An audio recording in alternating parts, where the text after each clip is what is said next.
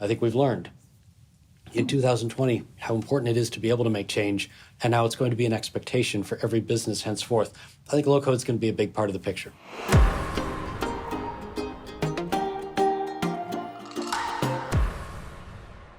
Hello, I'm Jens Rasloff, Global Head of Strategic Relations and Investments at KPMG International. Today I'm joined by Matt Calkins, founder and CEO of Appian, one of our fastest growing partners in the world and a true global leader in low-code and automation technology. Matt, thank you very much for joining me today. It's my pleasure, Jens, and thank you for the opportunity. For years, we've been enjoying working together with KPMG. It's a great partnership for us. So I think we can certainly say by now, with the pandemic a year in, digital disruption is happening now in every industry.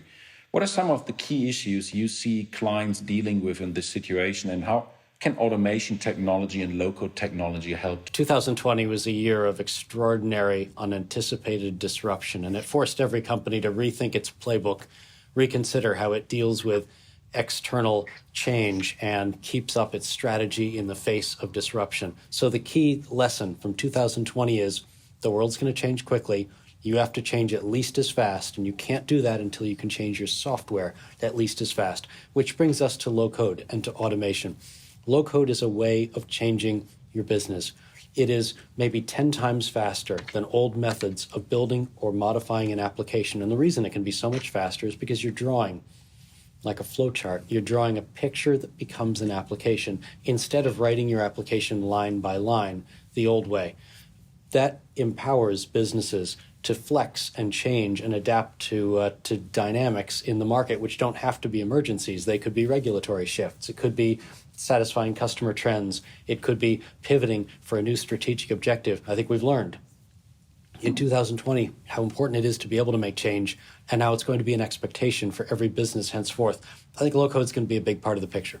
And there's certain risks coming with that, and then losing control of all these things which are associated with. If you can change is great. If everybody is changing in an uncontrolled manner, it is certainly risky. So how is Appian handling that? This is such a good question, and it's an important thing to talk about. Low-code isn't just about how fast you can make a new application. It's also about whether you can overcome structural problems that used to inhibit effectively making applications. For example, bringing resources to bear. Today, applications are frequently silos, cut off from each other, unable to access the data and the users and the logic that exists in other applications.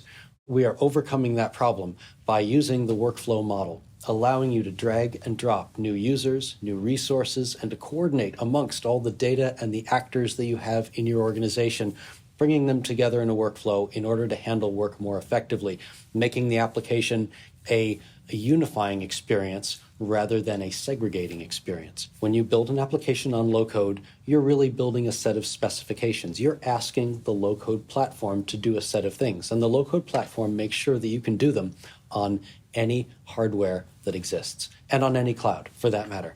But when another piece of hardware comes along, or a new cloud standard, or a new security standard, we just take your old set of specifications and we apply it to the new platform. And that's a great insight. So I think the combination of Appian with the technology and the methodologies you just described, and what we are doing, really making and ensuring that the business models in the applications are right, and that we are not just re-ramping technology, but really touch the models behind the business applications. I think it's the perfect give and get. Can you just give us some examples on where we worked successfully on projects and what we have done, for example, through the pandemic as well?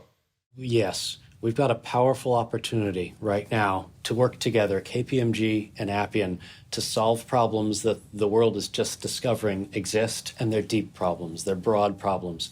This is the new platform for writing applications, and a great deal of applications are going to be rewritten over the next decade. I've even predicted that most applications in the world over the next decade will be written in low code. And at Appian, we've got a great platform in order for writing those. But every sports car needs a great driver in order to win a race. And so we work in partnership, best of all. And our partnership is terrific with KPMG.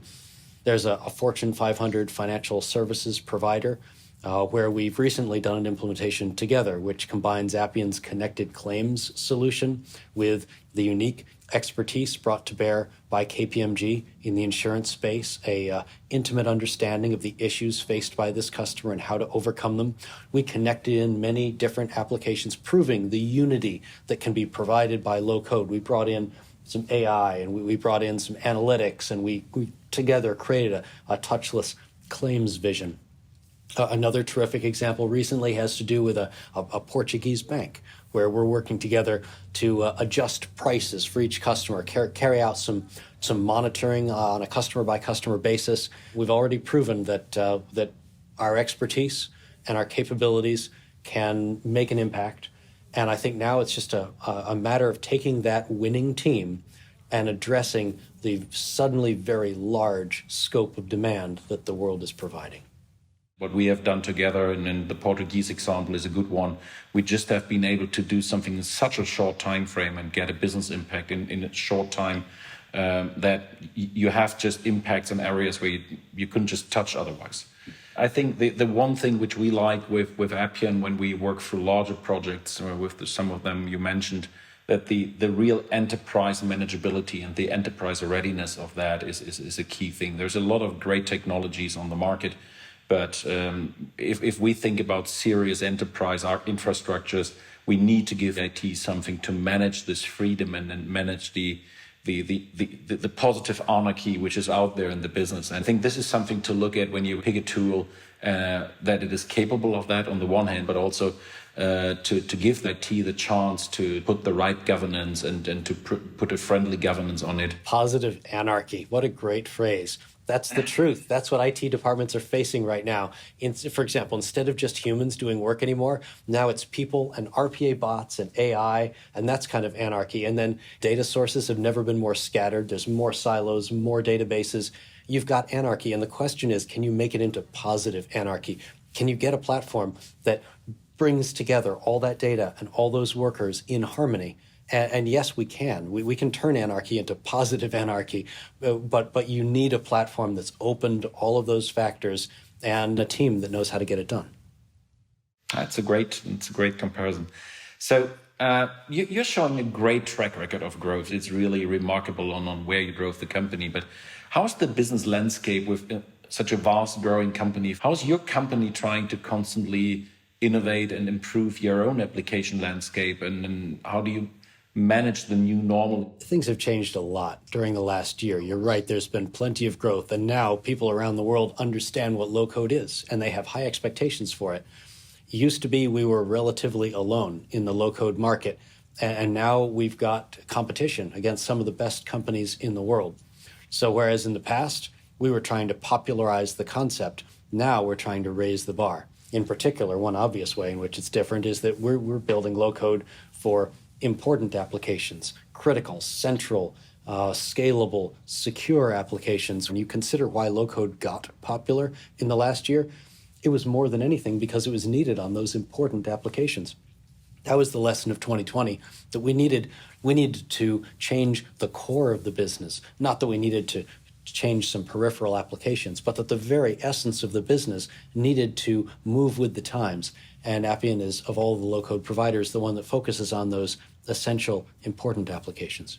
Thank you, Matt. Thanks for that. So we're coming to the end here, Matt, but I read on an article that you were a big board game enthusiast, and I'm stuck here since March in my little village. What are the games to do, and can you recommend one or two? Yes, well, I do love board games. I've been playing them all my life. I've published several, and I play them. And my favorites to play are usually the detailed business board games that simulate running a business. I've written one myself about building an airline in the 30s, and my other favorites include Power Grid, Acquire, Automobile, games like that take a business and allow you to participate in building it. That's cool. So I'll definitely try the airline one. So Matt, it was a pleasure to meet you, and stay safe. Greetings to your team. Thank you for the partnership, and let's hope we see next time in a more normal environment again. My pleasure, Jens. I'm looking forward to it. I hope we meet up soon.